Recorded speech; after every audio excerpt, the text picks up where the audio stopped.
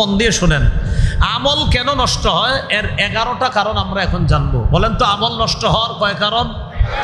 11 কারণ। 1 নাম্বার, আল্লাহর কোনো আয়াতকে অস্বীকার করলে আমল নামা বরবাদ। বলেন তো আল্লাহর কোনো আয়াত অস্বীকার করলে আমল নামা কি হবে? বরবাদ।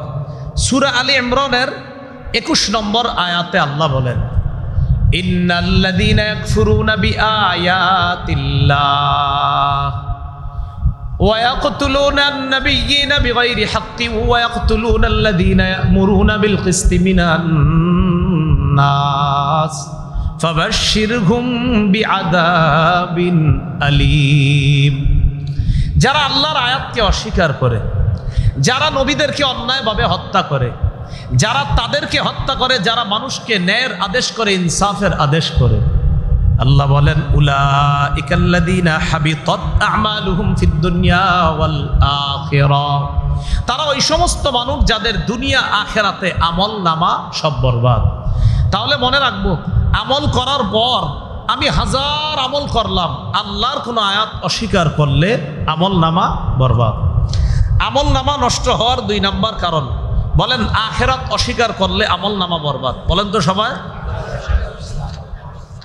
সূরা আরাফের 147 নম্বর আয়াতে আল্লাহ পাক রব্বুল আলামিন বলেন, ওয়াল্লাযীনা কাযযাবু বিআয়াতিনা ওয়া লিকাইল আখিরাতি হাবিতাত আমালুহুম।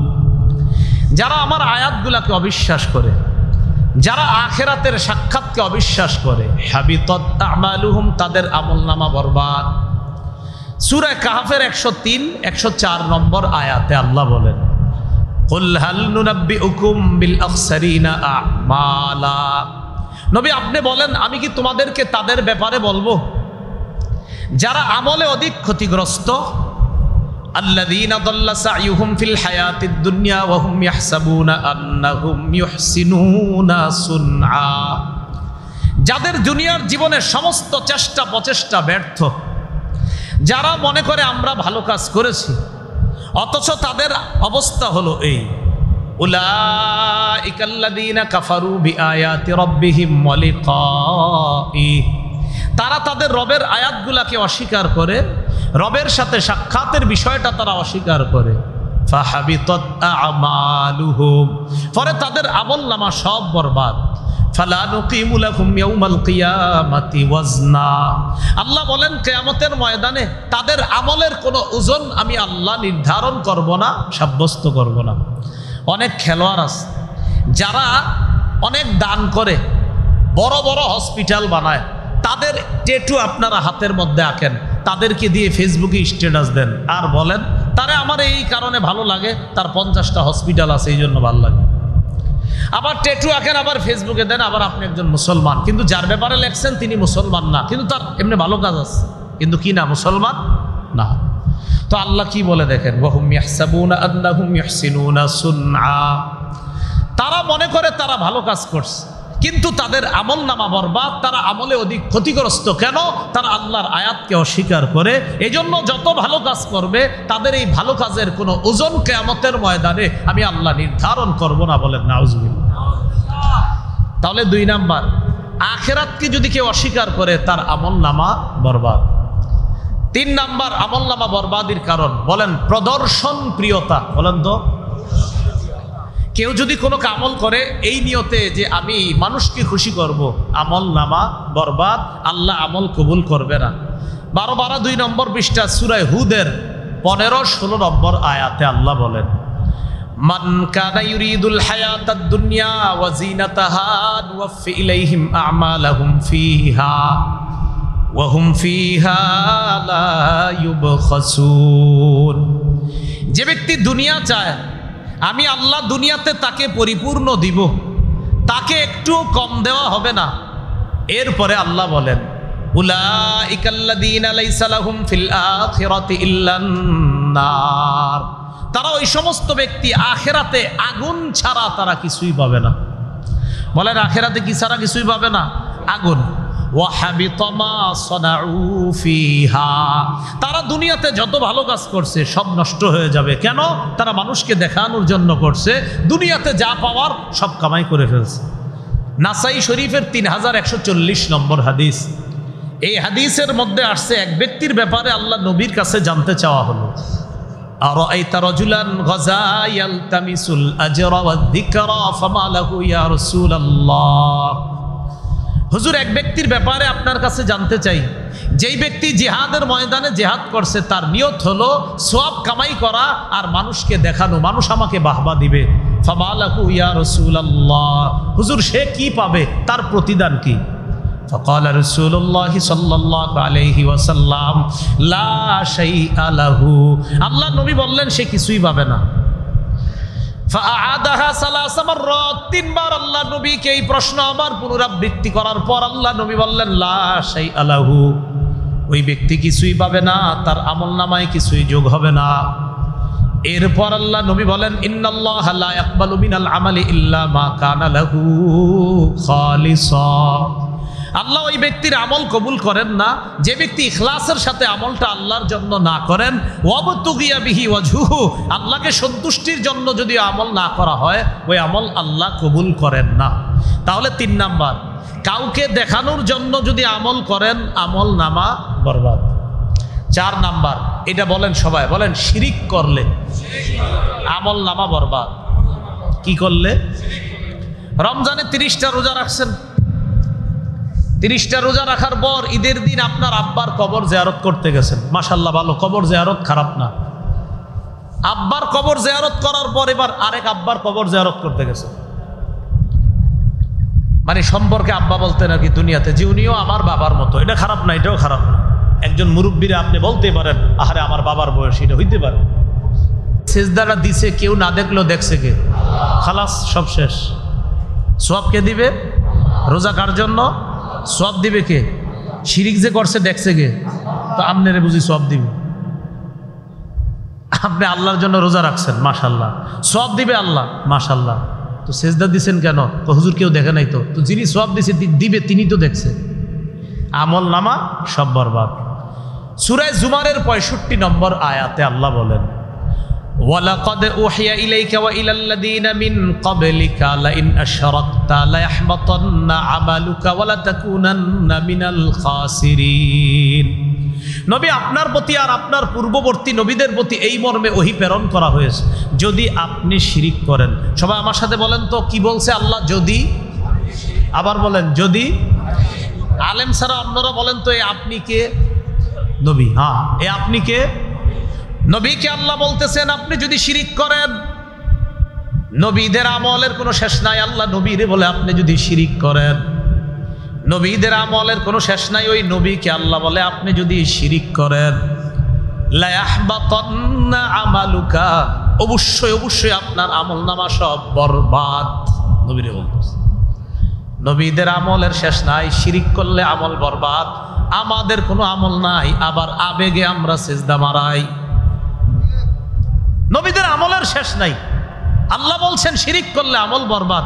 আমাদের আমলের কিচ্ছু নাই, এরপরে আবার আবেগে দেই সিজদা কবরে। তো আমলের এমনি নাই, আবার শিরিক করে সব বরবাদ। তাহলে 4 নাম্বার, এই শরীয়তপুরের মানুষ মনে রাখেন, জীবনে যা করেন আর না করেন স্বপ্নেও শিরিক করেন। কিভাবে বলছি? মানে স্বপ্নে যদিও শিরিক আপনি করলে এটা কিছু না, স্বপ্নে তো আপনি স্বপ্ন আপনার হাতে না, কিন্তু আল্লাহর কাছে বলবেন আল্লাহ জানা অজানা শিরিক যেন না করি, স্বপ্নেও যেন শিরিক না করি, এটা আল্লাহরে বলবেন। মানে আপনি গুরুত্বটা বুঝাইবেন, আল্লাহ জাগ্রত অবস্থায় তো করবই না, আমি যেন স্বপ্নেও শিরিক না করি। সহিহ বুখারীর 1237 নম্বর হাদিস, জিবরিল আমিন আল্লাহ রাসূলকে বলছেন বাশশির উম্মাতাক আন্নাহু মান মাতা মিন উম্মাতিকা ওয়া হুয়া লা ইউশরিকু বিল্লাহি শাইআ দাখালাল জান্নাহ। আপনার উম্মতকে সুসংবাদ দেন, যে ব্যক্তি অবস্থায় মারা যাবে যে সেই শিরিক করে না, সরিষার দানা পরিমাণ ঈমানও যদি থাকে, একদিন না একদিন সে জান্নাতে যাবে। তাহলে বলেন তো স্বপ্নেও কি করব না? আমলনামা বরবাদির 4 নাম্বার কারণ শিরিক করা। 5 বলেন আল্লাহ যা নাজিল করেছে, বলেন তার কোনো একটাকে অপছন্দ করলে আমলনামা বরবাদ। বলেন আমাদের মধ্যে কেউ যদি আল্লাহর নাজিলকৃত সবগুলা বিধান পছন্দ করে, শুধু সুদের বিধানটা অপছন্দ করে, আমল নামা বরবাদ। একজনের কোরআনের সব ভাল লাগে, হ্যাঁ শুধু সুদ যে হারাম, এইটা একটু কেমন হয়ে গেল না হুজুর। তো আপনি এই যে সুদের বিধান যদি অপছন্দ করেন, আর আপনি যুক্তি দিলেন ব্যবসায় লাভ হয়, এটা সুদেও লাভ হয়। আল্লাহ বলছেন ব্যবসার লাভ হালাল, সুদের লাভ হারাম, বাস এটা আল্লাহর ফয়সালা। কারণ আপনার এই বিধানটা পছন্দ না, সব পছন্দ, বাস আমল নামা সব বরবাদ। সূরা মুহাম্মদে আল্লাহ পাক রব্বুল আলামিন বলেন, যালিকা বিআন্নাহুম কারিহু মা আনজালাল্লাহ ফাআহবাতা আ'মালাহুম। সূরা মুহাম্মদের 9 নম্বর আয়াতে আল্লাহ বলেন, তাদের ব্যর্থতার কারণ হলো এই, তারা অপছন্দ করেছে ওই জিনিস যা আল্লাহ নাজিল করেছে, তা অপছন্দ করেছে। ফাআহবাতা আ'মালাহুম, ফলে আল্লাহ তাদের আমল নামা বরবাদ করে দিয়েছে। বলি নাউজুবিল্লাহ। এগুলো 5 নাম্বার কারণ। আমল নামা বরবাদির 6 নাম্বার কারণ বলেন, আল্লাহকে অসন্তুষ্ট করে। বলেন, এমন কোন জিনিসের অনুসরণ করলে আমল নামা বরবাদ। সূরা মুহাম্মদ 28 নম্বর আয়াতে আল্লাহ পাক রব্বুল আলামিন বলেন, যালিকা বিআন্নাকুম ইত্তাবাউ মা আসখাতাল্লাহ, তাদের ব্যর্থতার কারণ হলো এই, তারা অনুসরণ করেছে এমন জিনিসের যা আল্লাহকে রাগান্বিত করে দেয়, আল্লাহকে অসন্তুষ্ট করে। ওয়াকারিহু রিদওয়ানাহু ফাআহবাতা আ'মালাহুম, এবং তারা অপছন্দ করেছে ওই জিনিস যা আল্লাহ পছন্দ করে, ফলে ফাআহবাতা আ'মালাহুম, তাদের আমলনামা আল্লাহ বরবাদ করে দিয়েছে। 7 নাম্বার কারণ, আল্লাহর রাস্তায় যদি কাউরে বাধা দেন তো আপনার আমলনামা বরবাদ। সূরা মুহাম্মদের 32 নম্বর আয়াতে আল্লাহ বলেন, ইন্নাল্লাযীনা কাফারু ওয়া সাদ্দু আন সাবিলিল্লাহি ওয়া শাক্কুর রাসূলা মিন বা'দি মা তাবায়্যানা লাহুমুল হুদা লা ইয়াদুররুল্লাহা শাইআ ওয়া সায়ুহবিতু আ'মালাহুম। যারা কাফের, যারা আল্লাহর রাস্তা থেকে মানুষকে বাধা দেয়, যারা আল্লাহ রসুলের বিরোধিতা করে, হেদায়েত স্পষ্ট হওয়ার পরেও তারা আল্লাহর কোনো ক্ষতি করতে পারবে না, আর আল্লাহ তাদের আমলনামা সব বরবাদ করে দিবে। বলি নাউজুবিল্লাহ। এই গেল 7 নাম্বার। 8 নাম্বার একটু বলেন, আল্লাহর নবীর সাথে বেয়াদবি করলে আমলনামা বরবাদ। এই যুগে যদি নবীর সুন্নতের সাথে কেউ বেয়াদবি করে, আমলনামা বরবাদ। এখানে একটা বিষয় আমি বলে দেই, কখনো কখনো ইখতিলাফি কিছু বিষয় থাকে। কি বিষয়? এই ইখতিলাফি বিষয় থাকে যে বিষয়গুলো এমন যে ইমাম শাফির মতে একটা উত্তম, ইমাম আবু হানিফার মতো আর একটা উত্তম, মানে উত্তম নিয়ে মতভেদ। ইমাম আবু হানিফা রহমতুল্লাহ আলাইহি বলতেছেন এটা উত্তম, ইমাম শাফি বলতেছেন এটা উত্তম, ইমাম মালিক বলতেছেন এটা উত্তম। যেমন ইমাম শাফি রহমতুল্লাহ আলাইহি একটাকে উত্তম বলে, ইমাম আবু হানিফা আরেকটাকে উত্তম বলে। সবাই দলিল আছে সবার পক্ষে, কিন্তু এই কথাগুলো আলোচনা করতে গিয়ে আমরা যেন অন্য পক্ষকে ব্যঙ্গ না করি। কি না করি? সাবধান, এটা আমরা না করি, ব্যঙ্গ। যেমন আমি একটা বিষয় নিয়ে আলোচনা করতেছি, তো করলে এটা বলতে পারি যে হাদিসের মধ্যে এই কথাটা আছে, বাকি এটা দুর্বল, এই কথাটা আছে, এটা শক্তিশালী। কিন্তু সেখানে যেন এরকম ব্যঙ্গ না করি যে অমুকে এরকম করে আর আমি ব্যঙ্গ করলাম না। হাদিসে থাকলে তো রসুল করেছে, এটা ব্যঙ্গ করার সুযোগ নাই। এই জন্য ইখতিলাফি মাসালা আলোচনায় ভদ্রতা, যথেষ্ট ভদ্রতা বজায় রেখেছেন আমাদের ইমামগণ। ইমাম শাফি রহমতুল্লাহ আলাইহি ইমাম আবু হানিফাকে যেই পরিমাণ তাজিম শ্রদ্ধা করতেন, ইমাম আহমদ ইবনে হাম্বল ইমাম আবু হানিফাকে তাজিম শ্রদ্ধা করতেন, ইমাম মালিক তো ইমাম আবু হানিফার সাথে ইলমি বিষয়ে কথা বলতে বলতে সারা রাত কাটায় দিতেন, সারা রাত কাটায় দিতেন। তাহলে তাদের মাঝে পারস্পরিক শ্রদ্ধা ছিল। কিন্তু আমরা যেন কোনো মতভেদপূর্ণ মাসালা আলোচনা করতে গিয়ে সাবধান, কোনো অবস্থাতেই যেন সুন্নাহকে ব্যঙ্গ না করি। কাকে ব্যঙ্গ না করি? সুন্নাহকে। হ্যাঁ, এটা মাথায় রাখা। সূরা হুজুরাতের 2 নম্বর আয়াতে আল্লাহ বলেন, লা তারফাউ আসওয়াতাকুম ফাওকা সাউতিন নাবিয়্যি, তোমরা নবীর আওয়াজের উপর তোমাদের আওয়াজকে উঁচু করবা না। ওয়ালা তাজহারু লাহু বিল কাউল কাজাহরি বাদিকুম লিবাদ, তোমরা একে অপরের সাথে যেমনি জোর গলায় কথা বলো, নবীর সামনে এরকম জোরে কথা বলবা না। এতে আনতাহবাত আমালুকুম, তোমাদের আমলনামা বরবাদ হয়ে যেতে পারে। বলি নাউজুবিল্লাহ।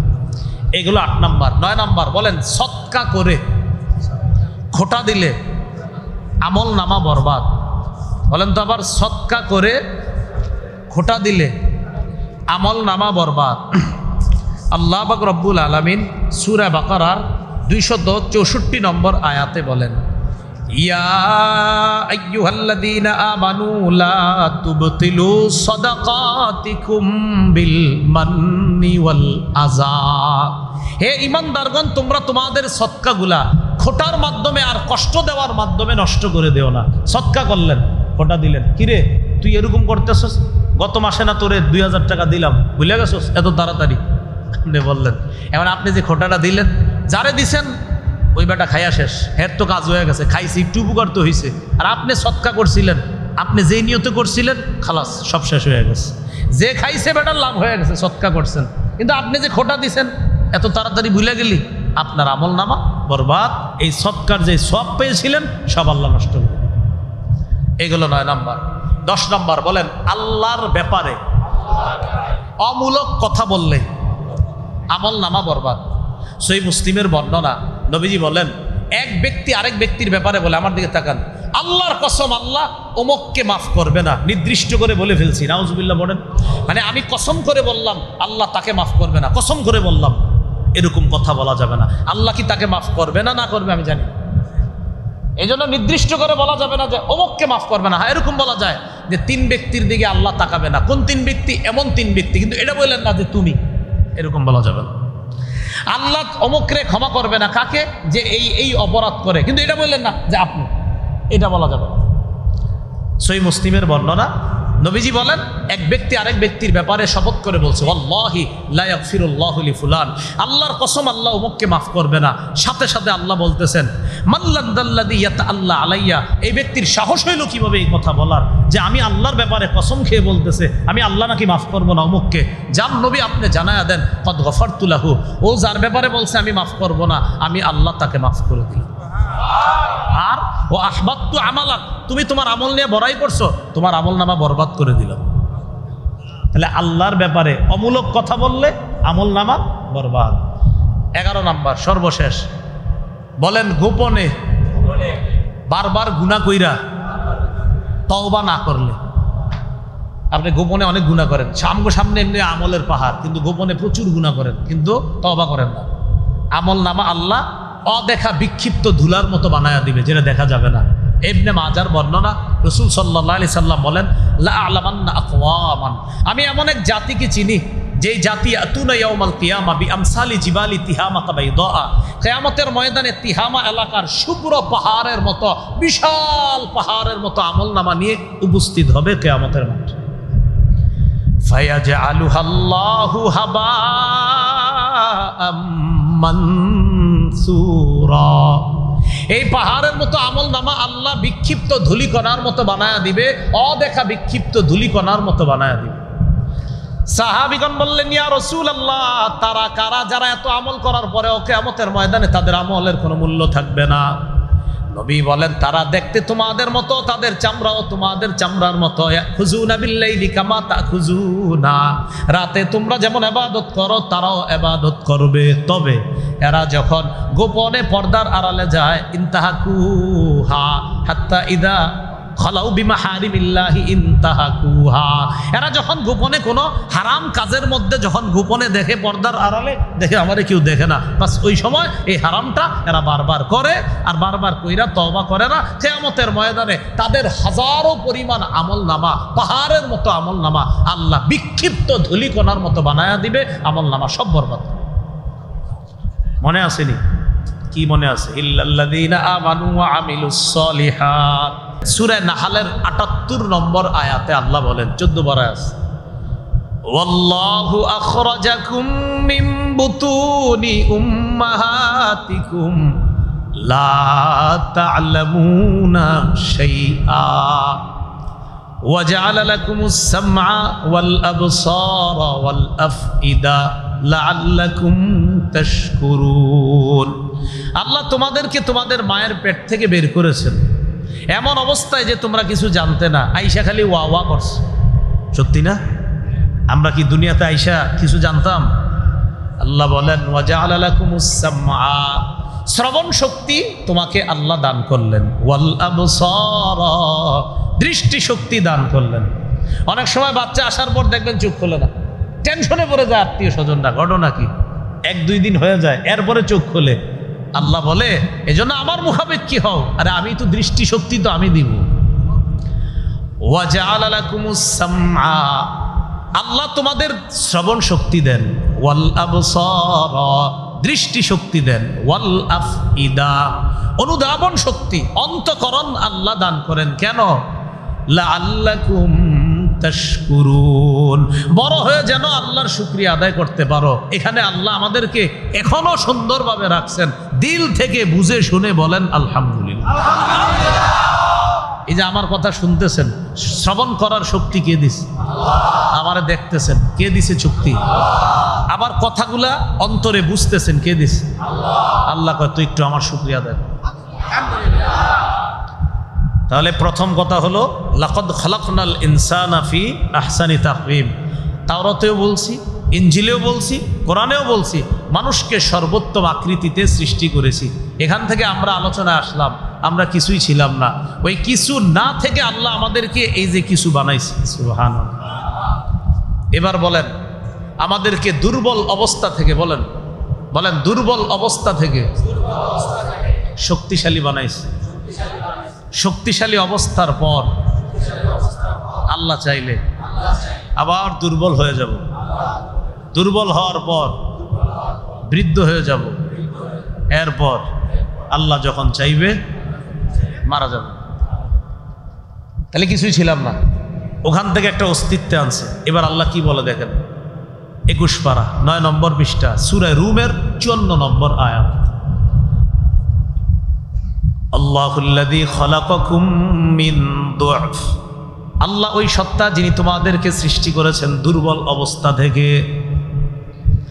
সুম্মা জাআলা মিন বাদি দু'ফিন কুওয়া, এরপর দুর্বল অবস্থা থেকে তোমাদেরকে শক্তিশালী করেছেন আল্লাহ।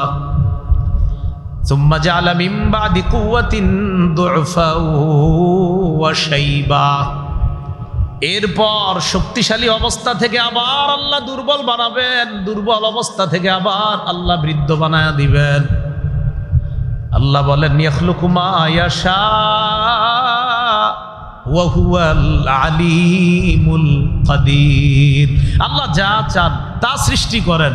আলিম, তিনি সর্ব জ্ঞানের অধিকারী, আল কাদির, তিনি সর্বময় ক্ষমতার অধিকারী। তাহলে আমরা দুর্বল ছিলাম, ওই নুতফা ছিলাম, সেখান থেকে শক্তিশালী বানিয়েছেন। শক্তিশালী অবস্থা আলহামদুলিল্লাহ এখনো আছি। আবার অনেকে বৃদ্ধ হয়ে গিয়েছেন, অনেকে বাড়িতে আছে, মন চাইতেছে ওয়াজে আসতে, তো পারতেছে না দুর্বল অবস্থার কারণে। যে রব আমাদেরকে এখনো শক্তি সামর্থ্য রেখেছেন, সেই রবের শুকরিয়া আদায় করণার্থে বলি আলহামদুলিল্লাহ। তাহলে শ্রবণ শক্তি কে দিস? দৃষ্টি, অন্তঃকরণ, এটাই লাকাদ খালাকনাল ইনসানা ফি আহসানি তাকওয়িম। এবার দেখেন কি বলেন, সূরা ইনফিতরের মধ্যে আল্লাহ বলেন ইয়া আইয়ুহাল ইনসানু মা গাররাকা বিরাব্বিকাল কারীমিল্লাযী খালাকাকা ফাসাওয়াকা ফাআদালাক ফি আইয়ি সূরাতিম মা শাআ রাক্কাবাক। দেখেন কি বললাম, সূরা ইনফিতর আয়াত নম্বর 7 ও 7 নম্বর আয়াতে আল্লাহ বলেন ইয়া আইয়ুহাল ইনসান, হে মানুষ, মা গাররাকা বিরাব্বিকাল কারীম, কিসে তোমাকে ধোঁকায় ফেলায়? বিরাব্বিকাল কারীম, তোমার সম্মানিত রবের ব্যাপারে কে তোমাকে ধোঁকায় ফেলায়? আল্লাযী খালাকাকা ফাসাওয়াকা ফাআদালাক, যিনি তোমাকে সৃষ্টি করেছেন, ফাসাওয়াকা, সুগঠিত করেছেন, ফাআদালাক, সুসম করেছেন। নাক, চোখ, কান, যেখানে যারটা দেওয়া দরকার সেখানে দিয়েছে। ফি আইয়ি সূরাতিম মা শাআ, আল্লাহ যেই আকৃতিতে ইচ্ছা, রাক্কাবাক, তোমাকে আল্লাহ গঠন করেছেন। আল্লাহ যেই আকৃতিতে চেয়েছেন সেই আকৃতিতে, সুন্দর আকৃতিতে আল্লাহ তোমাকে গঠন করেছেন। তাহলে লাকাদ খালাকনাল ইনসানা ফি আহসানি তাকওয়িম, আল্লাহ বলেন অবশ্যই আমি আল্লাহ মানুষ সৃষ্টি করেছি সর্বোত্তম অবয়বে, সর্বোত্তম আকৃতি দিয়ে। বলি আলহামদুলিল্লাহ। এরপর আল্লাহ পাক রব্বুল আলামিন দেখেন কি বলে, সুম্মা রাদাদনাহু আসফালা সাফিলিন, তারপর আমি মানুষকে পৌঁছে দেই আসফালা সাফিলিন, হীনতার নিম্ন পর্যায়ে, হীনতার নিম্ন পর্যায়ে, অথবা হীনগ্রস্ত যারা, যারা হীন তাদের সবচেয়ে নিম্ন পর্যায়ের হীন যারা, তাদের চরম পর্যায়ের হীনতার মধ্যে আমি মানুষকে পৌঁছে দিই। এটার দ্বারা কি উদ্দেশ্য? মানুষকে হীনতার নিম্ন পর্যায়ে পৌঁছায় মানি। এই আয়াতের দুটি ব্যাখ্যা। এক নাম্বার ব্যাখ্যা, যারা ঈমান আনে না, ঈমান ছাড়া যারা মারা যাবে, আল্লাহ তাদের উদ্দেশ্যে বলতেছে এই মানুষগুলাকে আমি, যারা হীন, ওই হীনদের মধ্যে সবচেয়ে নিম্ন পর্যায়ে যারা থাকবে, এই জাতীয় ঈমান যারা না আনবে, তাদেরকে আমি সবচেয়ে নিম্ন পর্যায়ে পৌঁছে দেই। অথচ আমি আল্লাহ তারে সৃষ্টি করছি উত্তমভাবে। কাফের, দেন কাফের, মুশরিক, বেঈমান, মুনাফিক, আল্লাহ বলছেন সব মানুষকে আমি সর্বোত্তম অবয়বে সৃষ্টি করছি। তো কাফের যারা, তাদেরকে সুন্দরভাবে বানাইছে আল্লাহ। আল্লাহ কয় এ ঈমান না আনার কারণে সবচেয়ে নিম্ন পর্যায়ের হীন যারা, সেখানে আমি আল্লাহ এই সুন্দর মানুষটাকে আবার পৌঁছায় দিই। এটা এক নাম্বার ব্যাখ্যা। দুই নাম্বার ব্যাখ্যা, দুই নাম্বার ব্যাখ্যায় উদ্দেশ্য হবে, বলেন ঈমানদার এবং বেঈমান, বলেন ঈমানদারদের বয়স বাড়ে কিনা, মানে অর্থাৎ বয়স যাইতে যাইতে বৃদ্ধ হয়, বেঈমানরাও বৃদ্ধ হয়। তো এই আয়াতে ঈমানদারও বুড়া হবে, বেঈমানও বুড়া হবে। আল্লাহর উদ্দেশ্য হলো ঈমানদার বৃদ্ধ হওয়ার পর তার যৌবনের সেই চেহারা থাকবে না, কাফের বৃদ্ধ হওয়ার পর তার যৌবনের সেই চেহারাটা থাকবে না। তো মজার ব্যাপার হলো ঈমানদার মৃত্যুর পর সে যখন জান্নাতি হবে, তার ওই চির যৌবন সে আবার লাভ করবে। কিন্তু কাফের যে তার এই যৌবনমুক্ত চেহারাটা হারাবে, উত্তম আকৃতিটা যে একবারে হারাবে, এই আকৃতি সে আর ফিরে পাবে না। এটা হলো সুম্মা রাদাদনাহু ফি আসফালা, সুম্মা রাদাদনাহু আসফালা সাফিলিন। তাহলে আসফালা সাফিলিন, চূড়ান্ত নিম্ন পর্যায়ের হীন করে দিব, মানে ঈমানদার বুড়া হবে, বেঈমানও বুড়া হবে।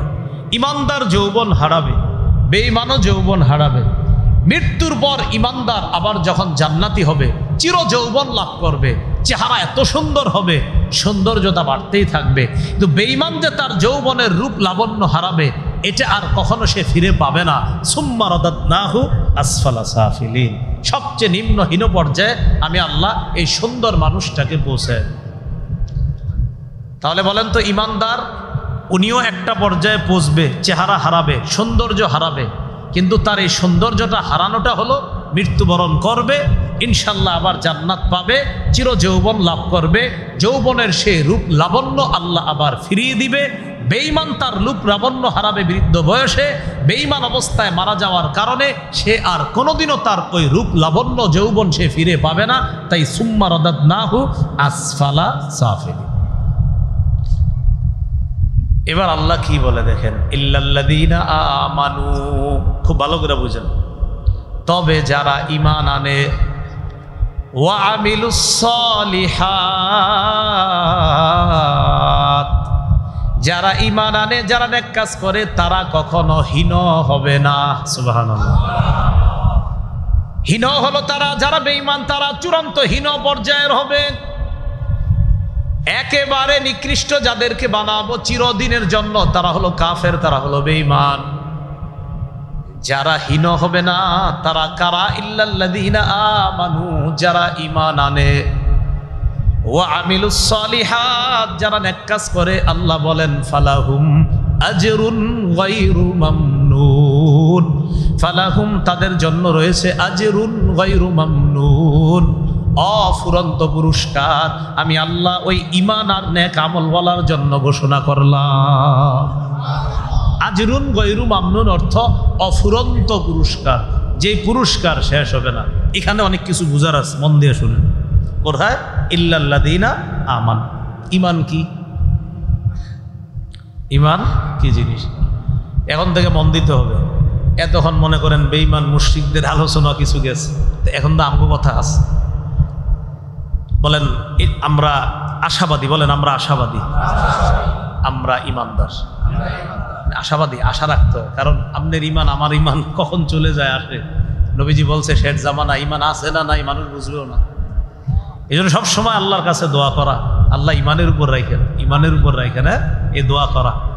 কোরআনের আয়াতটা বেশি পড়া, ফাতিরাস সামাওয়াতি ওয়াল আরদ আনতা ওয়ালিয়্যি ফিদ দুনিয়া ওয়াল আখিরাহ তাওয়াফফানি মুসলিমা ওয়া আলহিকনি বিস সালিহিন। এই আয়াতটা সবাই বাসায় গিয়ে শিখে নেবেন, সূরা ইউসুফের 101 নম্বর আয়াত। অজু ছাড়াও পড়তে পারবেন মুখস্থ, আর কোরআন দেখা বললে অজু অবস্থায় পড়বেন। সূরা ইউসুফ, বলেন কোন সূরা? আয়াত 101, বলেন তো কত নম্বর আয়াত? 101 নম্বর আয়াত, হ্যাঁ 101 নম্বর আয়াত। আর 13 নম্বর পারা, আপনার 13 নম্বর পারার 6 নম্বর পৃষ্ঠা, হাফিজি কোরআন মাজিদ অনুযায়ী সূরা ইউসুফ 101 নম্বর আয়াত। বাসায় গিয়ে বিবিরে শিখাইয়া দিবেন, সন্তানদেরকে শিখাইয়া বলবেন এই আমল ডেলি করবা। বলেন আমার সাথে,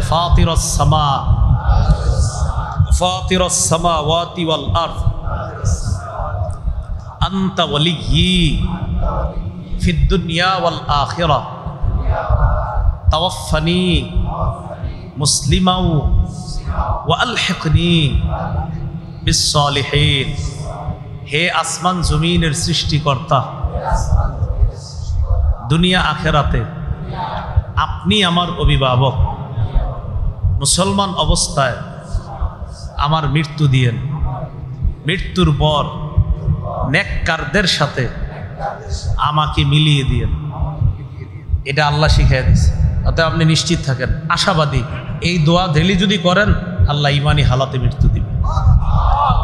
কোরআনের আমল তো আল্লাহ শিখিয়ে দিয়েছে। ইউসুফ নবী আমল করতেন, নেতৃত্ব পাওয়ার পরেও, নবুয়ত পাওয়ার পরেও, রাজত্ব পাওয়ার পরেও, ক্ষমতা পাওয়ার পরেও এই আয়াত কেন পড়তেন? এই দোয়া ইউসুফ নবী কেন করতেন? যে আল্লাহ নবুয়ত দিলেন, রাজত্ব দিলেন, ক্ষমতা দিলেন, খাদ্য ভাণ্ডারের দায়িত্ব দিলেন, আল্লাহ সব দিছেন ঠিক আছে, কিন্তু আসলে আমার কোনো যোগ্যতা না, সব যোগ্যতা আপনার। একজন নবী যে আল্লাহ এগুলো আমার কোনো যোগ্যতা না, সব তো আপনার। নবুয়ত আপনি দিয়েছেন, আমাকে খাদ্য ভাণ্ডারের দায়িত্ব আপনি দিয়েছেন। আল্লাহ মরণের সময় মুসলমান অবস্থায় মায়া করে আপনি আমার মৃত্যু দিয়ে দিন। তো নবী যদি এই দোয়া করে, আমাদের কি দোয়া করা উচিত? আল্লাহ আমাদেরকে আমল করার তৌফিক দান করে। তো ঈমান, ইল্লাল্লাযীনা আমানু, যারা ঈমান আনে। ঈমান কি জিনিস? তাসদীকুন নবী সাল্লাল্লাহু আলাইহি ওয়াসাল্লাম মা জাআ, রাসূল সাল্লাল্লাহু আলাইহি সাল্লাম যা নিয়ে এসেছে সব বিশ্বাস করার নাম ঈমান। নবীজি যা নিয়ে এসেছে সব বিশ্বাস করার নাম কি? ঈমান। সহিহ মুসলিমের বর্ণনা 8 নম্বর হাদিস, শুরুর দিকে আছে হাদিসটা। ওমর ইবনুল খাত্তাব রাদিয়াল্লাহু তাআলা আনহুর বর্ণনা, এক ব্যক্তি নবীর কাছে আসছে। নবীজির কাছে আসার পর নবীরে 4টা প্রশ্ন করছে। বলেন তো কয়টা? বলেন ইসলাম, ঈমান, ইহসান, কিয়ামত। এই 4টা প্রশ্ন করছে। তো আমাদের আলোচ্য বিষয় শুধু ঈমান, শুধু ঈমানেরটা বলি। ওই ব্যক্তি নবীজিরে প্রশ্ন করছে, আখবিরনি আনিল ঈমান, হে মুহাম্মদ সাল্লাল্লাহু আলাইহি ওয়াসাল্লাম ঈমানের ব্যাপারে আমাকে বলেন। নবীজি বললেন, আনতুমিনা বিল্লাহ ওয়া মালাইকাতিহি ওয়া কুতুবিহি ওয়া রুসুলি। ঈমান হলো আল্লাহকে বিশ্বাস করা, ওয়া মালাইকাতিহি আল্লাহর ফেরেশতাদেরকে বিশ্বাস করা, ওয়া কুতুবিহি আল্লাহর সব কিতাবগুলা বিশ্বাস করা, ওয়া রুসুলিহি রসুলদেরকে বিশ্বাস করা, ওয়াল ইয়াউমিল আখির আখিরাতকে বিশ্বাস করা, ওয়াল বাসি বাদাল মাউত মরণের পর পুনরুত্থানকে বিশ্বাস করা, ওয়াল জান্নাতি ওয়ান নার জান্নাত বিশ্বাস করা, জাহান্নাম বিশ্বাস করা, ওয়াল হিসাব ওয়াল মিজান কিয়ামতের ময়দানে হিসাব হবে, এই হিসাব বিশ্বাস করা, ওয়াল মিজান দাড়ি পাল্লা আল্লাহ কায়েম করবেন, ওজনের পাল্লা, এই পাল্লা বিশ্বাস করা। আর কি? ওয়াল কদরি কুল্লিহি খাইরিহি ওয়া শাররিহি মিনাল্লাহি তাআলা, ভালো মন্দ এই ভাগ্যের সব কিছু আল্লাহর পক্ষ থেকে, এটা বিশ্বাস করার নাম ঈমান। বলেন এগুলো বিশ্বাস করার নাম কি? ঈমান। আরেকটা ঈমানের বিষয় শুনেন। বলেন আমার জীবনে যা কিছু ঘটে সেটা ঘটার ছিল, এটা বিশ্বাস করা। আমার জীবনে যা ঘটে নাই সেটা ঘটার ছিল না, এটা বিশ্বাস করা। এটার নাম কি? আবু দাউদ 4700 নম্বর হাদিস। উবাদা ইবনে সামিত রাদিয়াল্লাহু তাআলা আনহুর বর্ণনা। তিনি তার সন্তানকে বলেন, ইয়া বুনাইয়া ইন্নাকা লান তাজিদা তা'মা হাকীকাতিল ঈমান হাত্তা তা'লামা আন্নামা আসাবাকা লাম ইয়াকুন লিউখতিআকা ওয়া মা আখতাআকা লাম ইয়াকুন লিউসিবাকা। উবাদা ইবনে সামিত তার সন্তানকে বলে, হে প্রিয় সন্তান, তুমি ততক্ষণ পর্যন্ত ঈমানের প্রকৃত স্বাদ গ্রহণ করতে পারবা না যতক্ষণ তোমার এই বিশ্বাস না হবে তোমার জীবনে যা ঘটেছে সেটা না ঘটার ছিল না, সেটা ঘটার ছিল তাই ঘটেছে। আর তোমার জীবনে যা ঘটে নাই সেটা ঘটার ছিল না তাই ঘটে নাই, এটা যতদিন বিশ্বাস না করবা ততদিন ঈমানের প্রকৃত স্বাদ তুমি গ্রহণ করতে পারবা না। তাহলে আবার বুঝেন, আমার জীবনে যা ঘটেছে সেটা কি ছিল? ঘটার। আমার জীবনে যা ঘটে নাই সেটা ঘটার। এটা বিশ্বাস করার নাম ঈমান। বলেন, এটা বিশ্বাস করার নাম ঈমান। এবার আসেন, ইল্লাল্লাযীনা আমানু, যারা ঈমান এনেছে। এরপরে আল্লাহ কি বলেন? ওয়া আমিলুস সলিহাত, যারা নেক কাজ করে। গুরুত্বপূর্ণ কথা এখানে। বলেন তো, যারা কি করে? হীন মানুষ না, যাদেরকে আল্লাহ নিচু শ্রেণীর অন্তর্ভুক্ত করবে, যাদেরকে সবচেয়ে নিম্ন পর্যায়ের বানায়া দিবে, এরা কাফের বেঈমান। তবে দুই গুণওয়ালাদেরকে আল্লাহ সেখানে বানাবেন না, ওই জাতীয় পর্যায়ের মানুষ আল্লাহ বানাবেন না। কয় গুণওয়ালা মানুষ? 1 নাম্বার ঈমান, 2 নাম্বার নেক কাজ। নেক আমল আমরা তো করব। এখন কথা হলো, এই নেক আমল যারা করব, করার পর আমল নষ্ট করা যাবে না। বলে, নেক আমল করার পর কি নষ্ট করা যাবে না? 1 নাম্বার ঈমান, 2 নাম্বার নেক কাজ। এই নেক কাজ করার পর আমল নষ্ট করা যাবে না। আপনাদের এলাকার একজন নারী সুতা পাকাইছে, এইভাবে সুতা পাকাইতে পাকাইতে এই সুতাটা পাকানোর পর আবার সুতাটা টুকরা টুকরা করে ফেলছে। এখন বলেন, তার কষ্টের কোনো মূল্য রইল? কষ্ট করে সুতা পাকানোর পর এই সুতা টুকরা টুকরা করে ফেললে যেমন কষ্টের কোনো মূল্য থাকে না, কষ্ট করে আমল করার পর কেউ যদি ওই আমলটা নষ্ট করে দেয় তাহলে সেই কষ্টের কোনো মূল্য থাকবে না। দলিল সূরা নাহলের 92 নম্বর আয়াত। আল্লাহ বলেন, ওয়ালা তাকুনু কাল্লাতিনা কাদাত গাজলাহা মিন বাদি কুওয়াতিন আনকাসা। আল্লাহ বলেন, তোমরা ওই নারীর মতো হয়েও না যেই নারী শক্তভাবে সুতা পাকানোর পর এই সুতা আবার টুকরা টুকরা করে ফেলে, এই নারীর মতো তোমরা হয়েও না। অর্থাৎ যেই নারী শক্ত করে সুতা পাকানোর পর টুকরা টুকরা করলে তার কষ্টের কোনো মূল্য থাকে না, আমল কষ্ট করে করার পর এই আমল নষ্ট করে দিও না। সূরা মুহাম্মদের 33 নম্বর আয়াতে আল্লাহ বলেন, ইয়া আইয়ুহাল্লাযীনা আমানু আতিউল্লাহ ওয়া আতিউর রাসূল ওয়া লা তুবতিলু আমালাকুম। হে ঈমানদারগণ, তোমরা আল্লাহর আনুগত্য করো, রাসূলের আনুগত্য করো, তোমরা তোমাদের আমলসমূহ নষ্ট করে